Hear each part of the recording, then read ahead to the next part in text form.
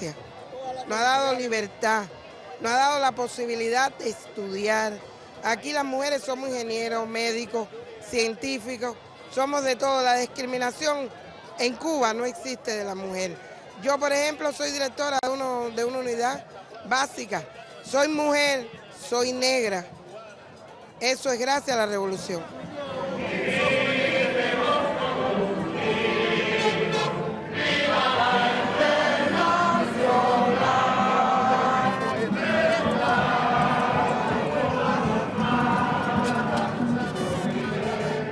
Cuando nos dieron la independencia, para nosotros poder desarrollarnos, tenemos libertad de expresión, podemos alcanzar otros puestos de trabajo que antiguamente nada más que lo podían tener los hombres, no solamente las mujeres, nada más que los hombres nada más. A las mujeres tenemos más libertad.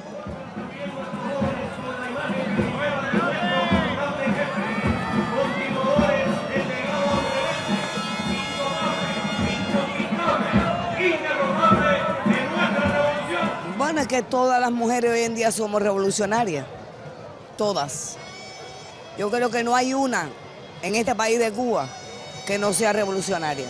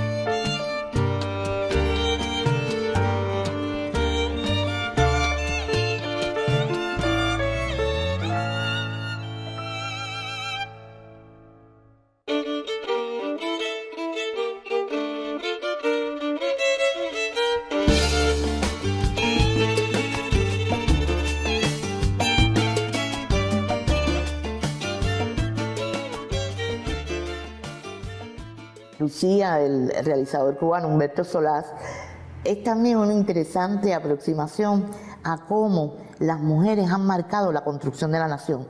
Tú sabes que la historia generalmente se cuenta desde los triunfadores y desde los varones, porque la historia muchas veces se cuenta solamente desde las guerras y los conflictos. Y hay muy pocos libros de historia donde se hable de los espacios de resistencia y más de resiliencia, ¿verdad?, que han permitido que los pueblos logren importantes victorias. Sin embargo, Lucía es una película que hace un aporte tremendo a entender cómo las cubanas fueron un elemento sustancial en la construcción de la nación, precisamente desde sus saberes. No solo porque se incorporaron a la manigua mambisa, no solo porque lucharon, sino porque esas mujeres, muchas de ellas de clase media alta, que se la habían pasado bordando todo el tiempo, fueron capaces de irse a la manigua, a vivir en condiciones súper precarias, o de ir a la emigración a vivir en Nueva York, en Estados Unidos, y desde allí seguir continuando el apoyo a la lucha por la liberación de Cuba del dominio colonial español.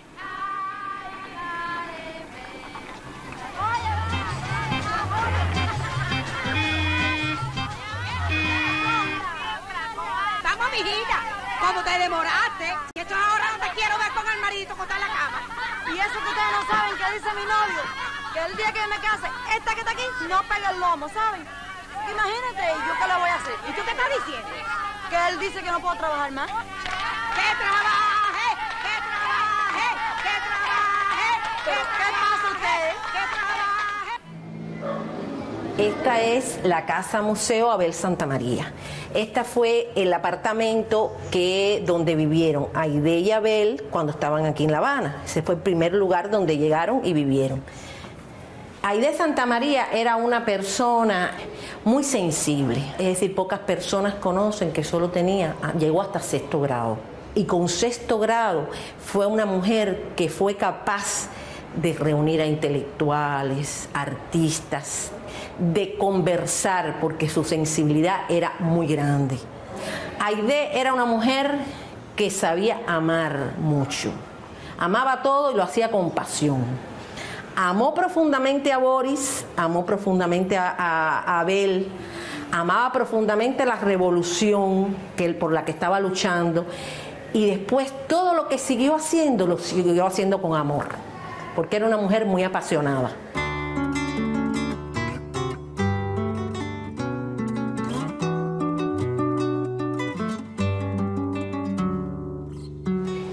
Este es el lugar donde Aide Santamaría desarrolló su primera gran batalla, el ataque al cuartel Moncada. Desde el Hospital Civil, el grupo que asalta al Moncada es el que apoya el asalto al Moncada. Y esta fue la primera gran batalla de Aide.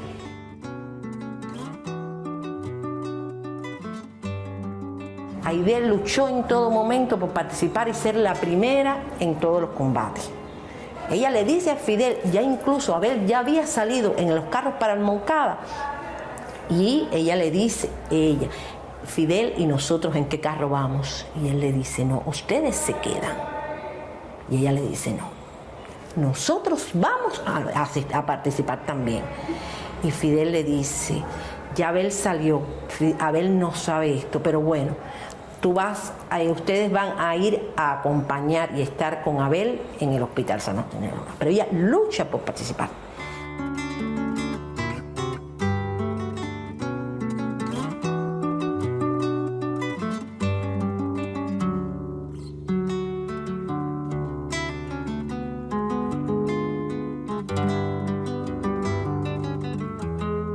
Porque alegría se supone muchas veces que fue al triunfo de nuestra revolución. Claro, una alegría inmensa, pero había una tristeza inmensa. No estaba Frank, no estaba Abel, no estaba Boris, no estaba Gómez García. Bueno, entonces, ¿a qué tú llamas alegría y a qué tú llamas tristeza? Porque para mí hay veces que la alegría y la tristeza están muy unidos. Y la mayor alegría de la Casa de las Américas es que estamos juntos todos aquellos compañeros que comenzamos en ella. Después del triunfo de la revolución, fue capaz de crear una de sus obras más grandes, Casa de las Américas. Hoy no se puede hablar de Casa de las Américas si no se habla de Aide Santamaría. Hoy Aide Santamaría camina por Casa de las Américas. Fue capaz de aglutinar a lo mejor de la intelectualidad latinoamericana. Dio a conocer la revolución cubana entre los intelectuales latinoamericanos, cuando una revolución que estaba asediada, y ella fue capaz de unir, pero además fue capaz de sentarse y de ser una intelectual más, que todos la respetaran, no solo por su historia, sino por su inteligencia, por su madurez, por su sensibilidad. Es una mujer de humilde origen y que tuvo que sobreponerse a unos dolores tremendos, a unas situaciones límite, y que sin embargo por eso, a pesar de eso, nunca dejó de dar amor, y que es para mí como una especie de referente moral, sobre todo, y alguien que nunca creyó que su historia revolucionaria la ponía por encima de otra. Es realmente la mujer de nuestra historia que más yo admiro. Le pondré la luna en el bolsillo y saldré a pasear con los árboles y el silencio y los hombres y las mujeres conmigo. Cantaré,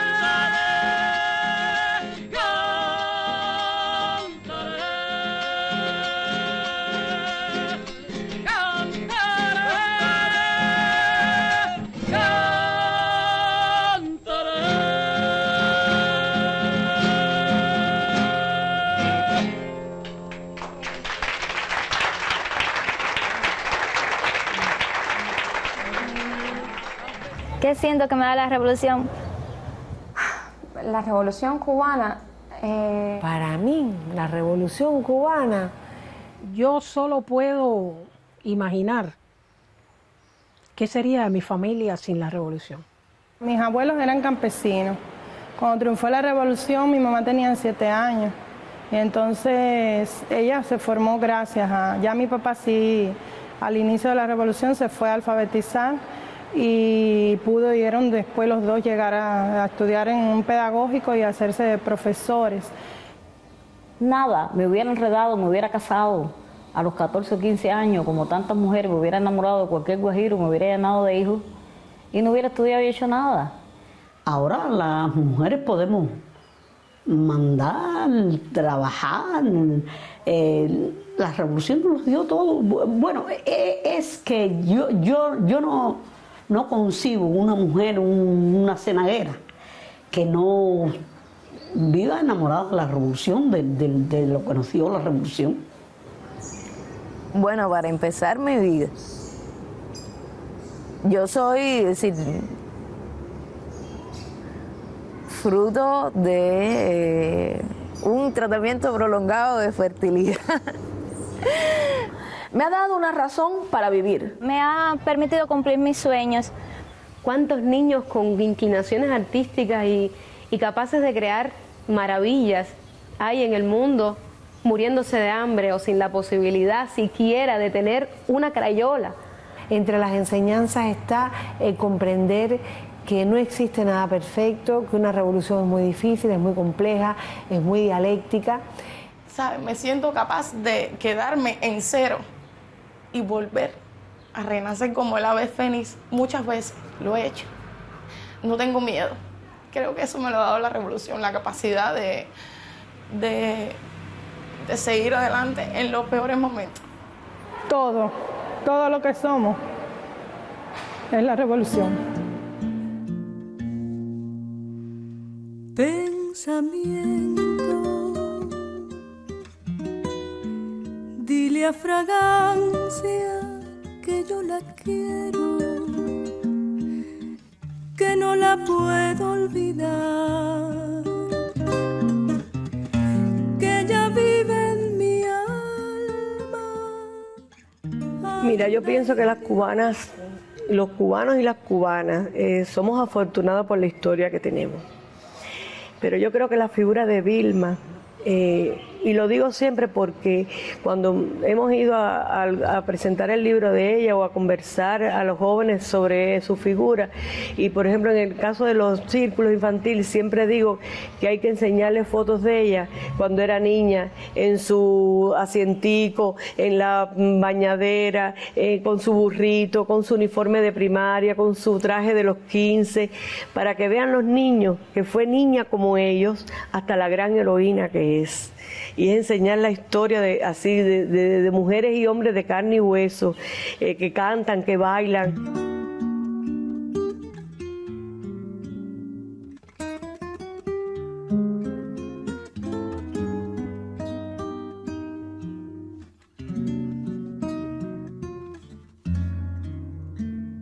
En ella veo como no solamente un ejemplo, sino que también me veo un poco reflejada, porque se ve que fue una mujer muy delicada, muy estudiosa, que sabía lo mismo ballet que coro, o sea, criada en el seno de una familia bastante acomodada, y que no obstante eso dejó todo atrás porque por luchar por lo que ella sabía que merecía la pena, que eran los derechos de las personas, por la igualdad, por una sociedad mejor, una sociedad más justa, y que además descubrió el amor y acompañó en sus pasos, y no desde atrás, sino ahí al mismo tiempo, a quien no solamente llegó a ser el amor de su vida, sino también el ejemplo a seguir, sino también el compañero de lucha, el compañero de ideales. Entonces me parece una historia muy bonita. Bueno, ella nos contaba que ellos siempre estaban cerca y un día en el cuarto de ahí donde están se sentaron juntos, y en un momento que ella le dice que si no se daba cuenta de él, que estaban enamorados, y entonces ahí es donde se confiesan su amor.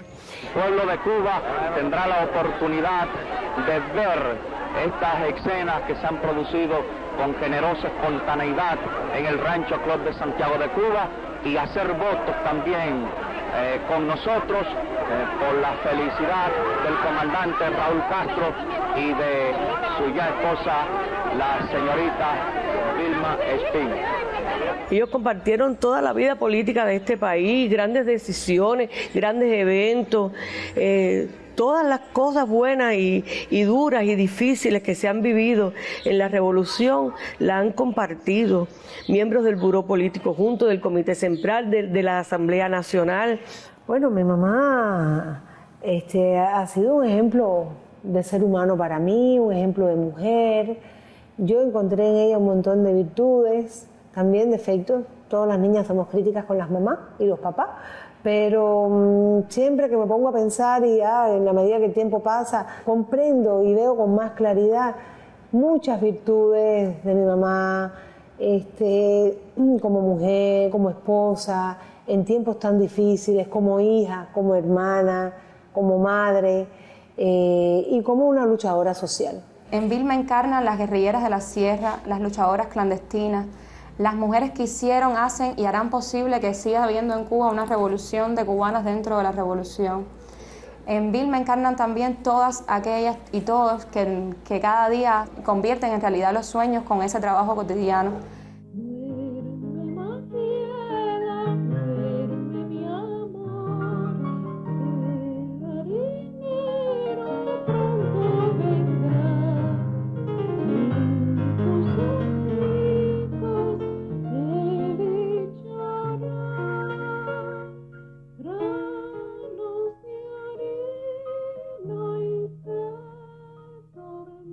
Fueron las mujeres las que se acercaron a Vilma, porque Vilma siempre resultó ser una extraordinaria líder, y ellas se acercaron a Vilma para decirle: hace falta crear una organización de mujeres para poder participar de la obra de la revolución. Y Vilma se lo plantea al comandante en jefe. La federación fue creada por las mujeres, por decisión de las mujeres ya en el año 59, y fue sencillamente con un afán, con un interés de participación.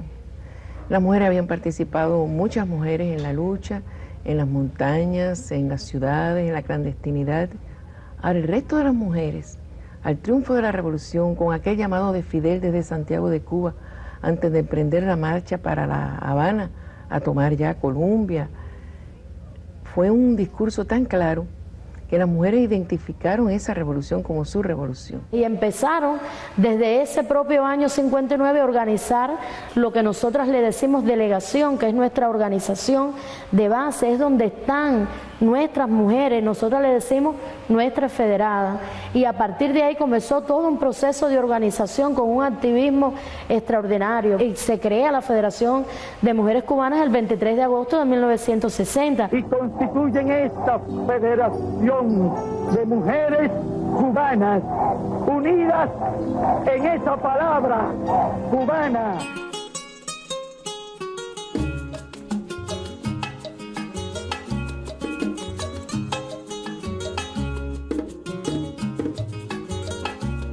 La cultura es la verdad que el pueblo debe saber, para más nunca perder su amor por la libertad, que no se quede nadie sin aprender. Sinceramente, la campaña de alfabetización es un momento que abre un cambio no solo cultural y político, sino un cambio al interior de las familias en Cuba, porque hasta ese momento las mujeres estaban en el seno del hogar. Incluso las mujeres que hacían trabajo remunerado eran en oficios generalmente que reproducían lo que hacían en el hogar, enfermeras, maestras, algunas secretarias, pero realmente pocas mujeres trabajaban en el espacio público, en el espacio remunerado. E incluso la labor de educación en aquel momento, llevar a las mujeres a las aulas, y la labor de alfabetización, eso de que cada mujer que supiera leer y escribir le enseñara a su vecina, que fueran en las zonas campesinas, en las zonas de montaña, que había tanto analfabetismo. Un ejemplo básico que tiene que ver con la educación y que de alguna manera es uno de los ejes transversales de la lucha del estudiantado en la región, tiene que ver, por ejemplo, con la lucha por la alfabetización de millones de personas en el continente. Estamos hablando de seres humanos que no saben leer y escribir. Y todavía entonces hoy vemos que es una realidad muy diferente a la que se vive en muchos países de la región. sigue siendo la educación un privilegio, y lo que las y los estudiantes, incluso a través de la OCLAE, se sigue buscando en esa lucha constante de que la educación se pinte de pueblo, como decía el Cheno, que la universidad se pinte de negro, de blanco, de mulato, de obrero, de campesino y también de mujeres, porque esa es una de las diferencias de alguna manera también que existe entre Cuba y muchos de los países de la región. Cuando uno analiza la cantidad de jóvenes que pueden acceder, de mujeres que pueden acceder a la educación superior en Cuba, el número es superior al de hombres, y eso es una realidad diferente en muchos de los países de América Latina y el Caribe. Y no solo desde el punto de vista de la educación, sino también luego eso tiene su repercusión en el propio mundo laboral, donde todavía las mujeres en el continente siguen siendo discriminadas. Vamos a mostrarle un laboratorio, ¿no? Sí, entonces tenemos por delante realmente muchos retos, pero tenemos muchas herramientas para enfrentar los retos. Tenemos un potencial científico muy importante. Le diría, este centro tiene alrededor de 1.400 trabajadores. El 52% somos mujeres. De las que ostentan grados científicos, el 52% somos mujeres. De las que tienen algún nivel de responsabilidad, el 45% somos mujeres. O sea que realmente tenemos una presencia muy importante. Tengo entendido que en la ciencia cubana alrededor del 60% son mujeres. Eso quiere decir que a partir de un momento determinado las mujeres fuimos llenando las aulas universitarias. En particular en este laboratorio se realizan técnicas cromatográficas de cromatografía de alta resolución, electroforesis capilar, para lo que es toda la pureza, la identidad y la calidad, o sea, la demostración de la calidad de los productos que se fabrican aquí en las plantas de producción nuestra.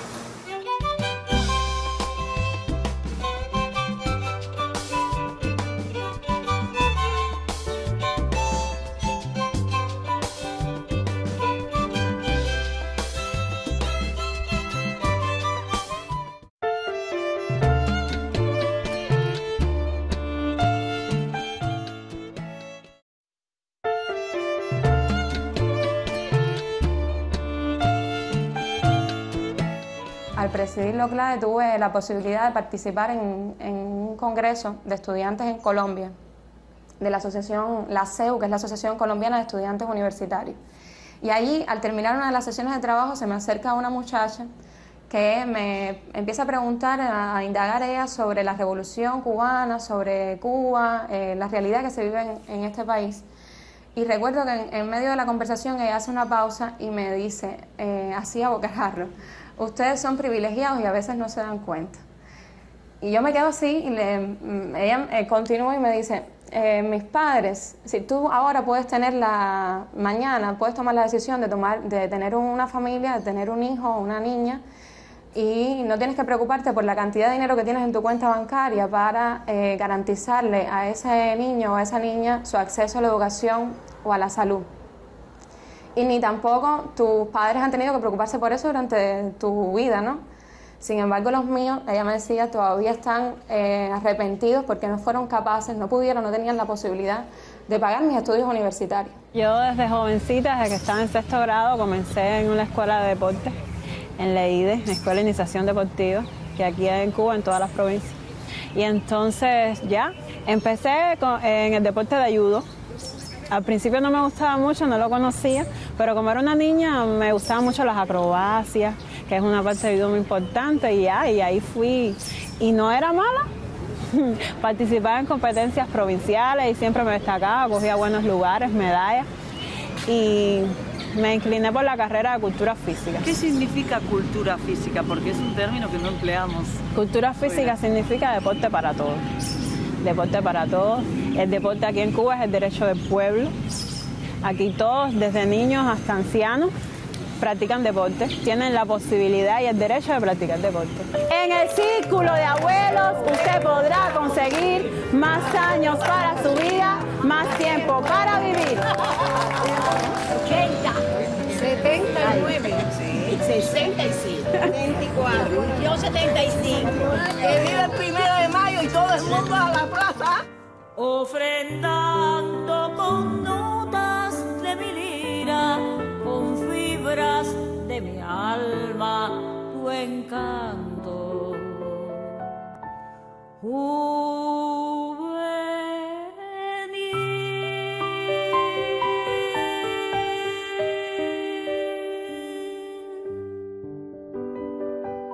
Desde niña escribía poemas, y desde niña pintaba, y desde niña montaba obras de teatro, recitaba, y yo creo que fue como que nací para eso. Yo sí tengo que creer en que hay un toque del espíritu para tú inclinarte porque si no hubiera sido por lo que sucedió en el 59, yo no hubiera tenido la menor oportunidad, porque en medio de un campo de ese tipo, con padres campesinos, yo siendo la mayor, que tuve que criar a mi hermano más chiquito y ayudar a mis padres en el campo y a mi madre a trabajar y todo, no hubiera tenido la menor oportunidad. Desde que yo recuerdo que tengo uso de razón, siempre quise ser bailarina.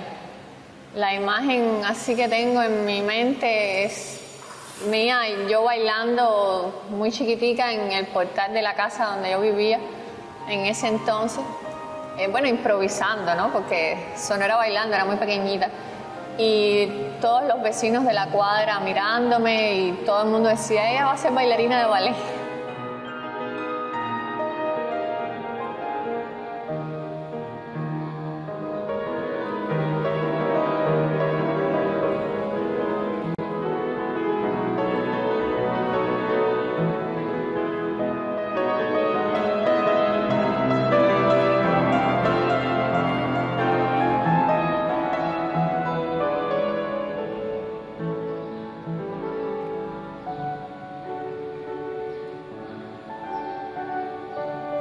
Mira, te voy a ser sincera, yo llegué a la dirección de orquesta por casualidad, porque yo en nivel medio estudié piano y estudié asignaturas teóricas.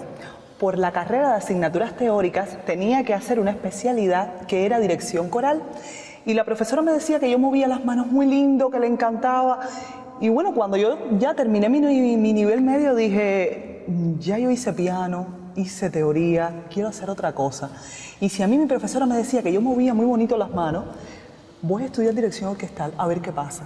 O sea, fue así, no te voy a mentir. Me acordé de la primera vez que entré a este museo. O sea, yo era muy chiquitica. Estoy mirando el piso y me recuerdo de esa niña que entró de la mano de otro amiguito, porque siendo pequeña lo lograba captar porque los profesores hacían que llegara, en forma de juegos, en forma de historias. Incluso ver aquí los niños jugando y hacerme idea de lo que anteriormente había cuando era un cuartel militar, donde torturaban, y sin embargo ahora en vez de gritos se oyen sonrisas. Es maravilloso. Bueno, la medicina fue por muchos factores. Uno muy importante es que mi mamá también es médico, y eso siempre influye porque veo cómo ella se dedicaba a sus pacientes, veo cómo esa especialidad era tan humana, pero sobre todas las cosas fue por un motivo muy personal, que era que yo quería saber de qué manera yo podía aportar al mundo mi granito de arena. Y yo decía, ya no son momentos, al menos en mi país, de yo estar luchando con un fusil en las manos, pero ¿de qué manera? Bueno, pues quise alistarme al ejército de las batas blancas, que creo que una manera no solamente de mostrar mi patriotismo, que soy una revolucionaria, una fidelista, sino que también que soy una gran humanista. Y eso es lo principal, llevarle salud a todas las personas del mundo, y no solamente salud, sino también amor, que todo debe ir aparejado.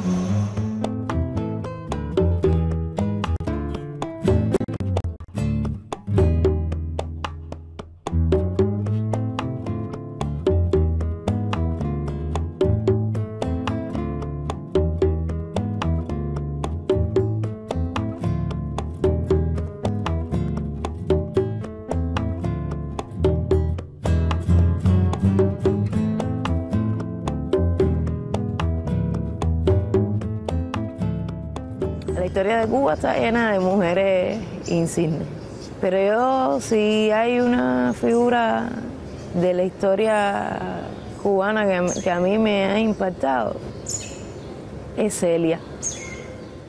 Celia logró llevar desde la Sierra Maestra y después en la construcción de la sociedad el concepto de pueblo, el concepto de que la revolución no son los líderes de la revolución, sino que es el pueblo. Celia era una persona muy importante en la Revolución Cubana. Fue capaz de construir toda una red en Manzanillo, donde ella era, para apoyar lo que estaba ocurriendo en la sierra, y realmente con mucha inteligencia, con mucha humildad.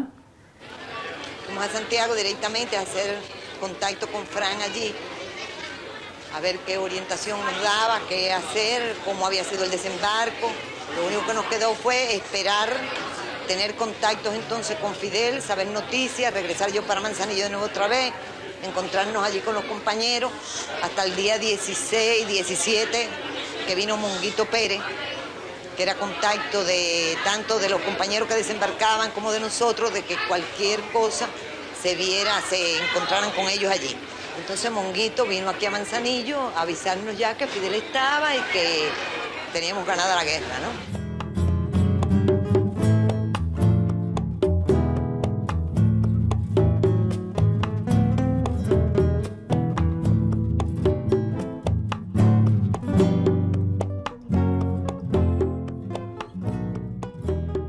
Y es un ejemplo también porque otra cosa que le decía a mis colegas es lo femenina que era. O sea, que no hay que ser ni porque seas combatiente, ni porque seas guerrillera, ni porque trabajes mucho. La feminidad no está desligada de eso. Y eso yo pienso también que abre corazones, ¿no? Y estuvo hasta el último momento de su vida al lado de Fidel organizando, que fue la madre de tantos niños campesinos, que promovió tantas cosas lindas y buenas que tenemos, a tantos niños campesinos que se llevó para La Habana para que aprendieran, para darle estudio. Cuando yo estaba en su casa, y ella tenía un sofá grande así, ella me acostaba y yo empezaba a llorar, y yo no quería comer, porque como estaba acostumbrada a estar en la Ciénaga, y estaba en La Habana, en un apartamento que ella vivía, y entonces era tarde en la noche y yo lloraba, y ella preparaba un chocolate, tómate, y no quiero. Y entonces yo le decía, ay Celia, yo quiero irme para mi casa porque yo quiero volver a ver a mamá. Y entonces yo le veía caer los lagrimones encima de mí, las lágrimas así le corrían y caían encima de mí así. Yo en aquel tiempo, yo veía aquello, pero después que yo me hice, más o menos de 20 y pico, 30 años, que ya yo tuve mi hija, yo decía, ¿por qué Celia lloraría así? Entonces, después que yo leí la biografía de Celia, ella perdió a su mamá, más o menos cuando tenía el tamaño mío. Y parece que eso que yo le decía, yo quiero ir a ver a mi mamá, parece que ella pensaba que ella también pensaba que si ella regresaba a la casa de ella, volvía a ver a su mamá. Y ella me transmitía un cariño, una cosa así que yo no sé cómo explicarte. Como si ella me conociera de toda la vida.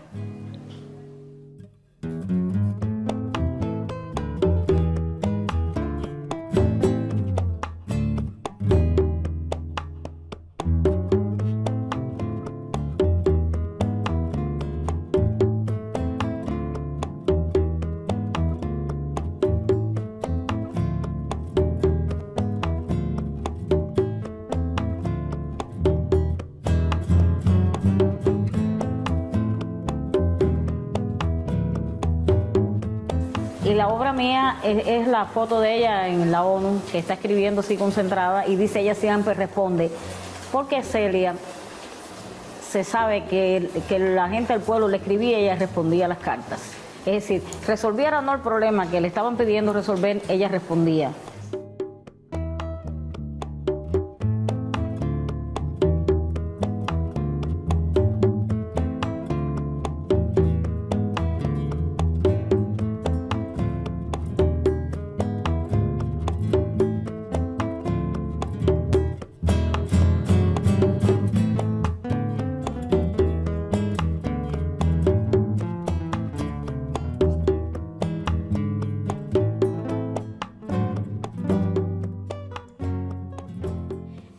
Antes del triunfo de la revolución, en una de esas veces que yo me enfermaba, que me puse mal, parece que yo era enfermiza, mi mamá me llevaba a Hawái y yo veía a las niñas con los zapaticos blancos, las mediecitas, y yo, cada niño tenía un sueño, ¿no?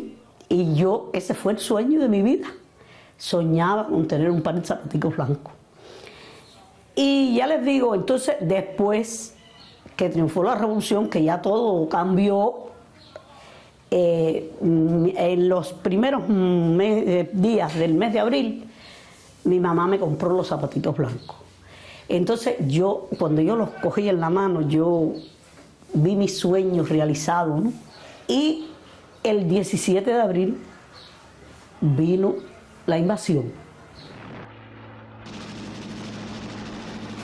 Entonces, cuando íbamos por la carretera para Hawái, un avión que tenía las insignias cubanas pasaba por encima del camión y entonces ametralló el camión, mató a mi mamá, hirió a mi hermanito más chiquito, a mi hermano mayor y a mi abuelita. Que mi mamá sí quedó muerta en el momento, mi abuelita duró un tiempo más, pero no caminaba, no volvió a caminar.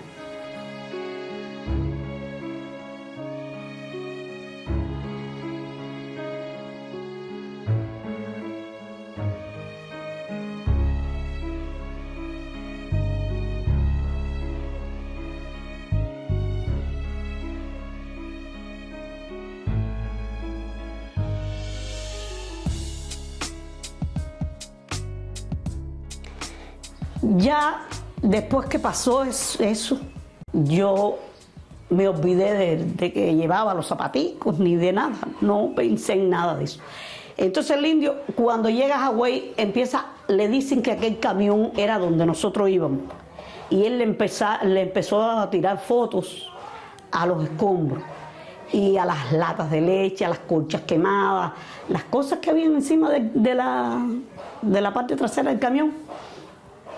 Y entonces encontró los zapatos en la cajita, pero traspasados por las balas. Me los lleva donde yo estoy.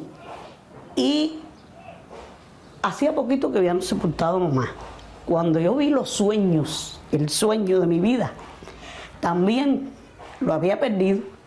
Yo parece que yo me emocioné mucho y le dije a él lo que yo había sufrido por esos zapaticos.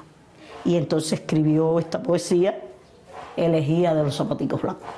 Gritaba trágicamente: malditos los mercenarios, ay mis hermanos, ay mi madre, ay mis zapaticos blancos.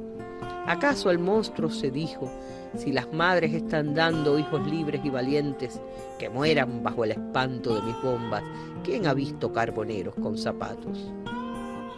Pero Nemesia no llora. Sabe que los milicianos rompieron a los traidores que a su madre asesinaron. Sabe que nada en el mundo, ni yanquis ni mercenarios, apagarán en la patria este sol que está brillando para que todas las niñas tengan zapaticos blancos.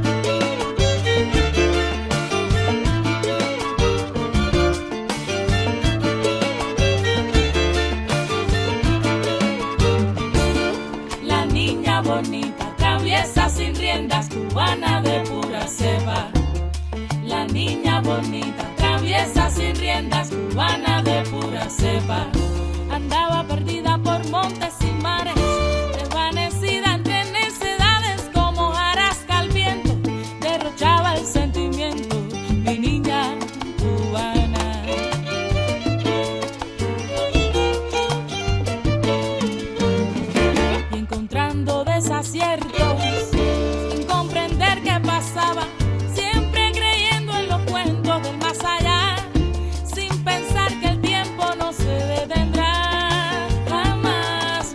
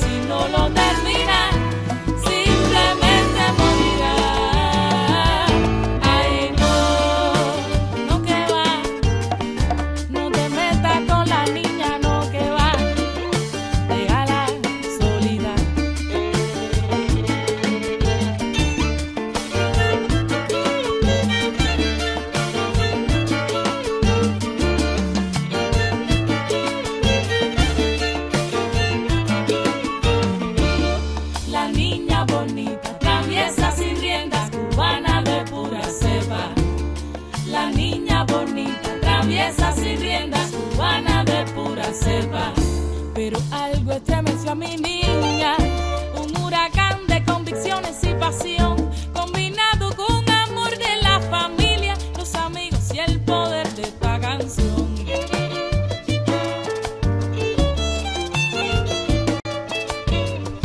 Y viviendo esta naturaleza de haber nacido en tiempo de revolución, de ver las artes como un diamante, el más gigante motor impulsor.